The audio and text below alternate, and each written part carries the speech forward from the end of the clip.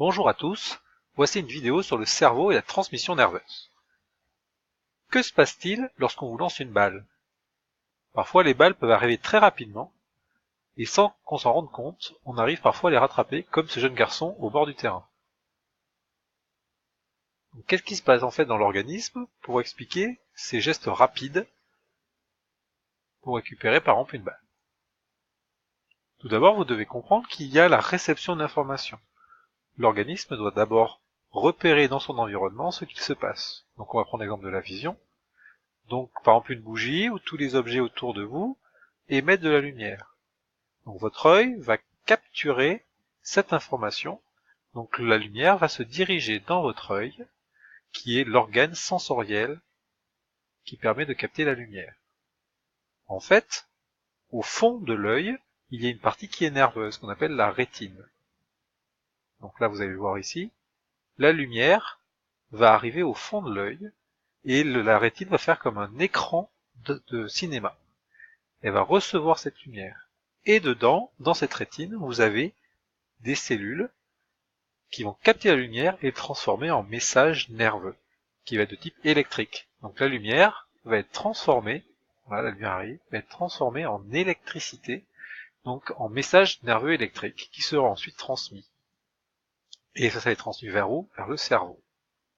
Alors comment c'est transmis? C'est transmis via des cellules particulières qu'on appelle les neurones. Ces neurones, vous voyez, sont des cellules avec leur noyau, une partie qu'on appelle le corps cellulaire, et des branches qu'on appelle les dendrites, et surtout une branche qu'on appelle l'axone, qui va être un très long câble.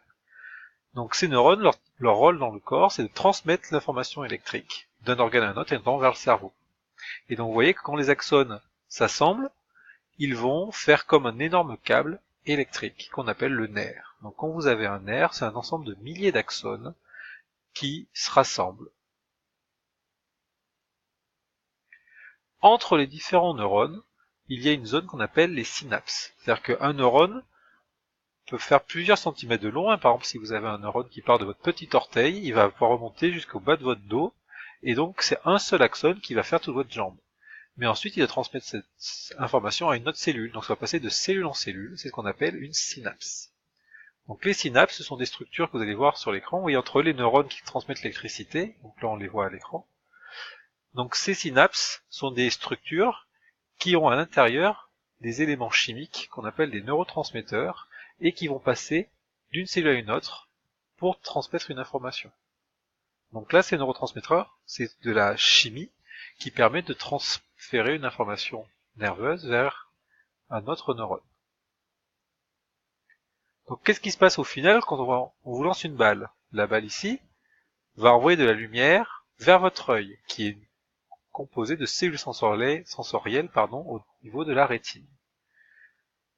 Des axones de ces cellules sensorielles vont se diriger dans le nerf optique pour arriver dans le cerveau, qui vont passer donc de neurone en neurone grâce à des synapses. Le cerveau va analyser l'information et va renvoyer par un autre nerf, le nerf moteur, qui est composé également d'axones, vers le muscle.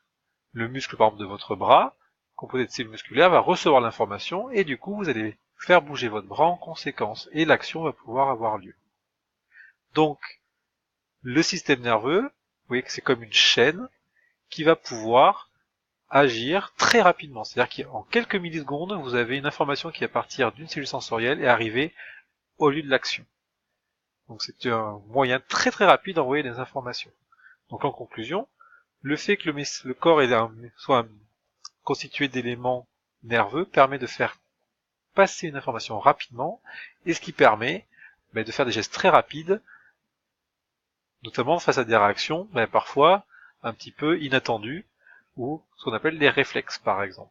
Donc là vous avez quelques exemples qui vous montrent que parfois, heureusement que notre corps peut voir des choses très rapidement ou entendre des choses très rapidement et réagir en conséquence pour éviter une chute ou protéger quelqu'un ou éviter un obstacle, etc. J'espère que cette vidéo a été claire et je vous conseille de faire le petit questionnaire pour voir si vous avez tout compris.